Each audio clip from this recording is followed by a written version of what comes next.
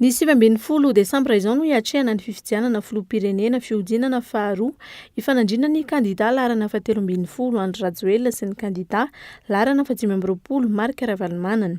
Ny 4 Desambra 2024 no hanomboka ny fampielezan-kevitra izay aritra 5 andro. Tsy misy miova raha ny fanazavana ny fitsipika sy ny lalàna mifeny fiatrehan'ity fifidianana ity.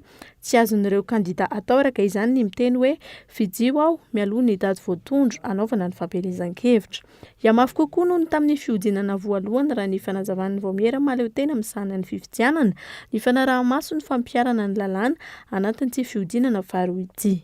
Anenjana kokoa ny seni amin'ny resaka fanarahan-dalàna eo amin'ny ataoko hoe zany hoe tena fampiarana lalàna mikasika ny fampielezan-kevitra satria teo somary ataoko hoe zany hoe compte tenu an'ilay zava-misy dia sarotra be nampiatra lalàna satria le apaisement zany natao hoe ambonimbony kokoa.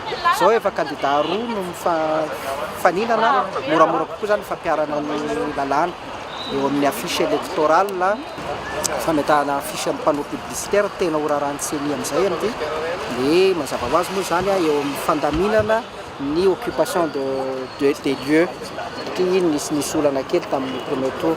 Ankilany, tsy hisy fiantraikany amin'ny fifidianana filoham-pirenena fihodinana faharoa hatrehina ny 20 Desambra izao ny fisokafan'ny fanavaozana ny lisitry ny fidina ny RAL, révision annuelle de la liste électorale 2024. Tahak'izay ihany koa ireo fifidianana hatrehina alohan'ny 15 Mey 2024 feptaona hitsara ny fanavaozana izay lesy-pifidianana izay.